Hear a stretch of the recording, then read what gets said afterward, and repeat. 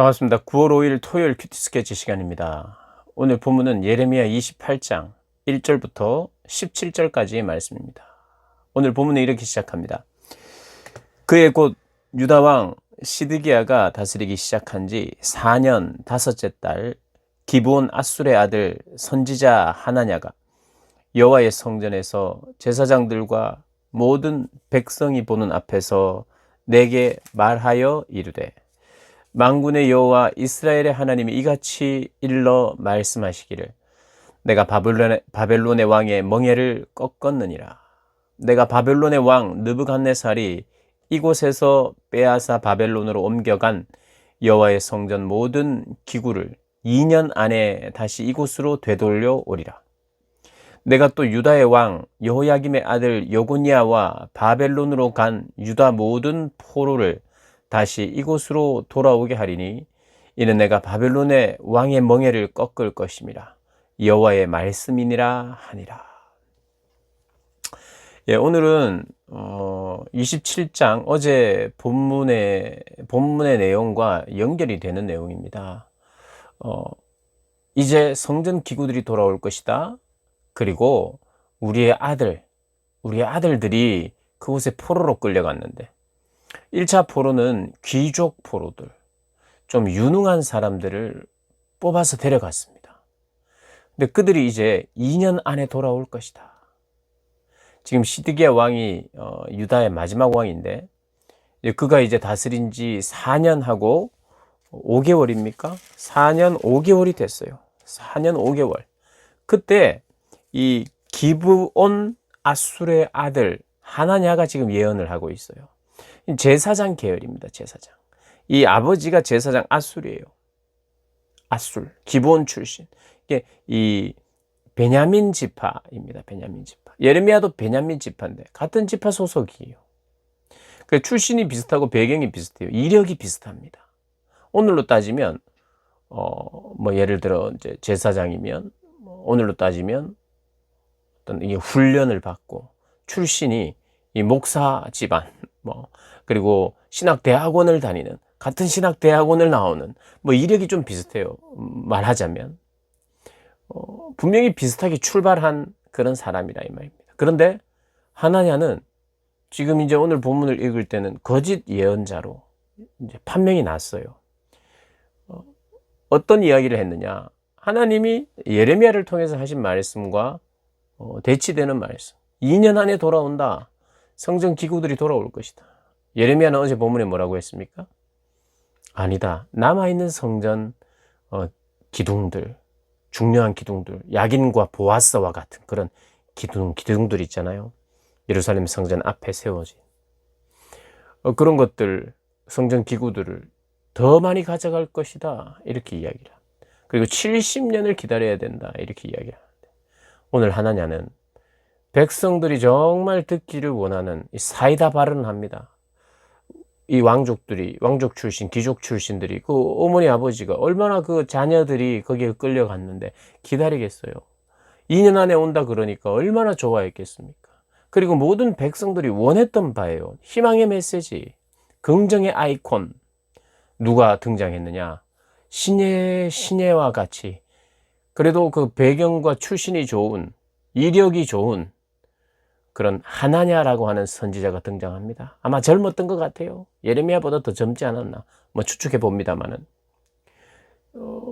그냥 이 모든 백성의 인기를 얻고 희망과 긍정을 주는 이 선지자를 당연히 좋아하겠죠. 왕도 좋아하고 다른 사람들도 꼭 필요한 말씀.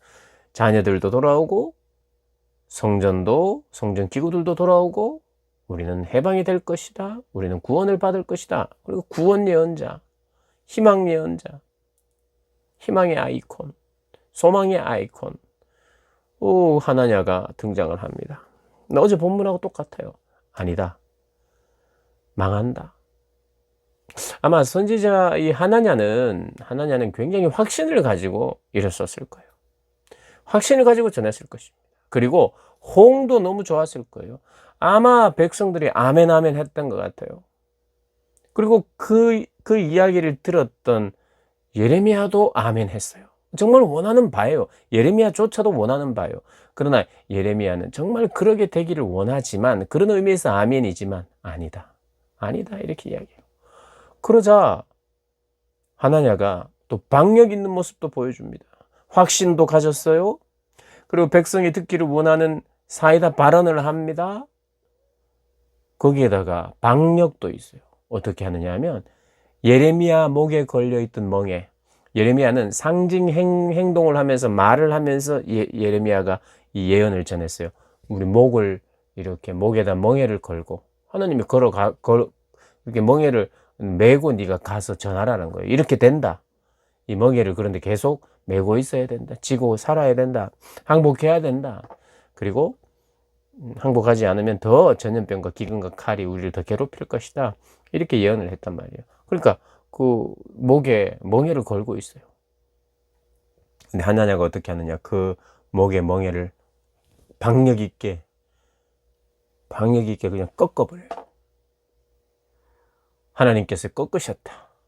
오늘 본문에 나옵니다. 하나님이 바벨론의 멍에를 꺾으셨다. 이제는 회복만 남았다. 그렇게 이야기를 했단 말입니다.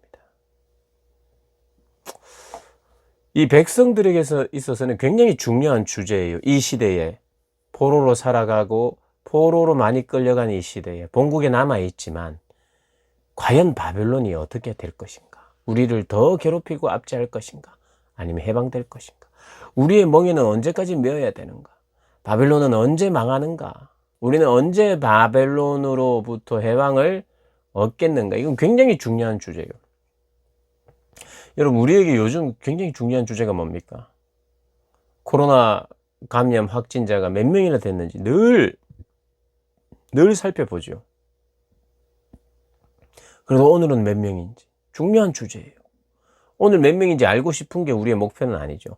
이게 줄고 있는지, 언제 다 이게 종식될 건지. 중요한 주제예요, 여러분. 바벨론으로부터 해방되는 것도 중요한 주제였단 말이에요. 그러니까 그 중요한 주제에 대해서 확신을 가지고 2년 안에 끝난다, 1년 안에 끝난다, 올 겨울 전에 끝난다, 이렇게 해주는 이야기가 필요했던 거예요. 그래서 하나님이 이렇게 말씀하셨다. 하나냐가 그렇게 이야기합니다. 신의 선지자예요. 신인입니다. 신인. 근데 박력이 있고 말도 잘하고 백성들이 호응할 만한, 듣고 싶어하는 이야기, 긍정의 아이콘으로 등장했습니다. 그런데 목에 있던 멍에를 꺾어버리자 하나님께서 이렇게 말씀하십니다.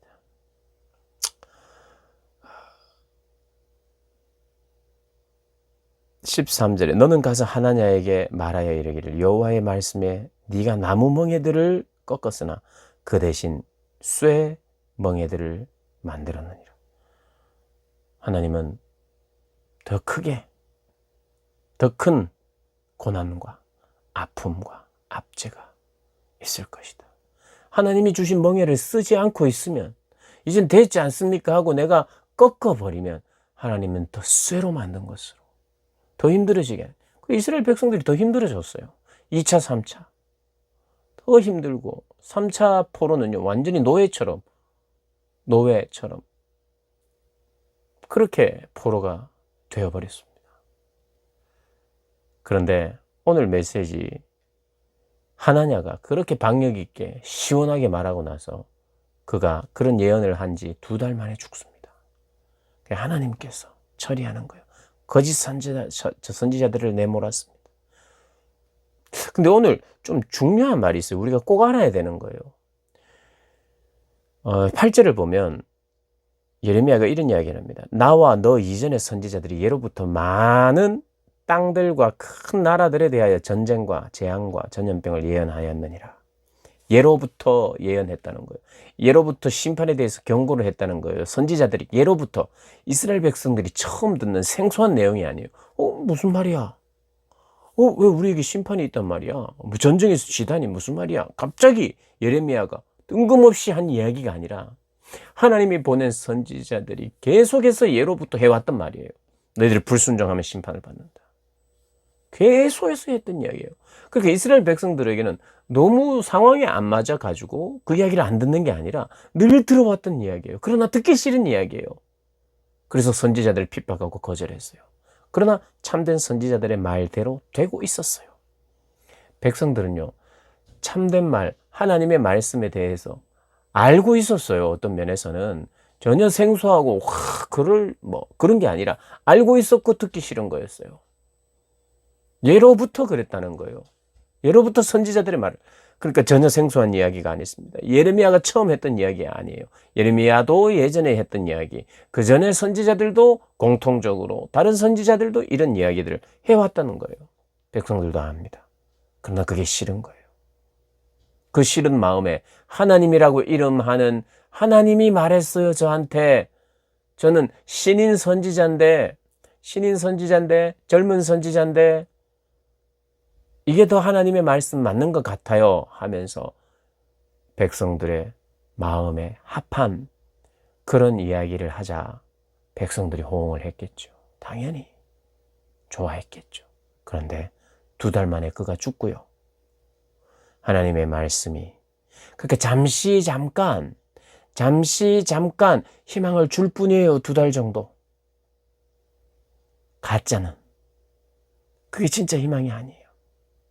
오히려 지금 우리가 알아야 되는 것은 하나님의 의중이 어디에 있느냐입니다. 누가 봐도 갑자기 보면은 나라가 망해가고 있는데 망했는데 다시 일어난다, 일으켜진다, 우리는 회복될 것이다 하는 이야기를 싫어하는 사람이 누가 있겠어요? 멍에를 빨리 벗겠다는데 누가 싫어하겠어요? 근데 하나님의 때는 아니었어요. 하나님 우리를 진짜 고쳐주기 위해서 멍에를 씌웠어요. 나무 멍에 싫다고 부러뜨리면 쇠멍에를 주세요. 하나님 멍에를 통해서 반드시 우리를 고치고 새롭게 할 부분이 있는데 그것을 임의대로 부러뜨려 버리면 쇠멍에를, 부러뜨릴 수가 없는 멍에를 또 씌우신다는 겁니다. 그래서 하나님의 마음과 의중이 어디 있는지를 우리가 알아야 돼요. 나 자신을 위해서도 그렇고요. 다른 이들이 멍에를 메고 있을 때 함부로 멍에를 벗겨주겠습니다. 하나님은 멍에를 벗겨줄 줄 믿습니다. 라고 기도하는 것, 사실은 우리가 조심해야 돼요. 정말 하나님이 그에게 씌워준 멍에는 혹시 멍에는 아닐까? 하나님이 정한 그런 기간에 걸맞는 멍에를 주셔서 그것을 통해서 하나님은 고치시고 새롭게 하고 새롭게 태어나도록 하나님이 주신 것인데 내가 그를 돕는다고 생각하면서 그 멍에를 자꾸 벗기려고 한다면 그것은 하나님을 향하여 하나님 제가 더 잘합니다. 제가 이 사람 잘 알아요. 이 사람 이제는 멍에 벗어도 됩니다. 할렐루야 하나님 하면서 이렇게 하나님이 보시기에 얼마나 우습겠습니까? 얼마나 황당하겠습니까? 오늘 본문은 그런 이야기입니다. 우리가 중보 기도도 그래서 정말 하나님의 마음을 품고 하나님의 시각으로 기도를 해드려야 돼요. 정말 기도를 해야 돼요. 물론 지혜가 필요합니다. 지금 다 죽어가는 사람들에게 하나님이 멍에를 거두시지 않을 수도 있습니다. 이렇게 하면 안 되죠. 어리석은 거죠. 그렇게 하라는 뜻이 아니라 우리는 정말 하나님을 정말 바라봐야 되는 거예요. 하나님의 입장과 하나님의 방법과 하나님은 가장 좋은 것을 가지고 계세요. 가장 좋은 것을 가지고 계신 그분은 가장 좋은 때도 아십니다. 우리에게 가장 좋은 때를 아세요. 아직 멀었다고 말하고 있으면 그냥 멀었구나 하고 멍에를 쓰고 있어야 됩니다. 저도 마찬가지고요. 그게 더 좋은 거예요, 사실. 겸손과 인내함으로 순종하면서 멍에를 쓰고 있어야 돼요. 멍에는 언제까지 2년 안에 이제 맞춰줄 줄 믿습니다. 이렇게 하면 안 되고 어제도 제가 말씀드렸지만 하나님 멍에를 씌워놓고 있는 동안 그것이 나의 가장 안전한 줄 믿겠습니다. 좀 힘들어도 인내하겠습니다. 하나님이 그냥 나 죽이려고 지금 이런 상황을 허락하신 거 아닌 것을 저는 끝까지 믿을 거예요. 그래서 우리가 사랑하는 여러분, 우리가 멍에 주신 하나님께도 감사하고 빨리 이 나무 멍에 벗으려고 하지 않고 하나님이 가르쳐 주시고 친히 벗겨주실 때까지 인내하고 감사하면서 하나님 바라보시고, 그래서 정말 하나님을 내가 알게 되었노라, 하나님을 만나게 되었노라. 그래야 다른 이들도 하나님의 마음으로 다른 이들도 섬길 수 있고 도와줄 수 있는 거죠. 저를 위해서도 그렇게 기도해 주시기를 부탁드립니다. 하나님의 편에 서 있는 사역자 될 수 있도록 기도해 주시고, 여러분들도 여러분 자신을 위해서 하나님 편에서 정말 하나님의 손과 발이 되는, 하나님의 마음을 품고 하나님의 손과 발이 되는 그런 삶을 살게 해달라고 기도하시면서 사는 그런 복된 여러분들 되시기를 주님의 이름으로 축복합니다.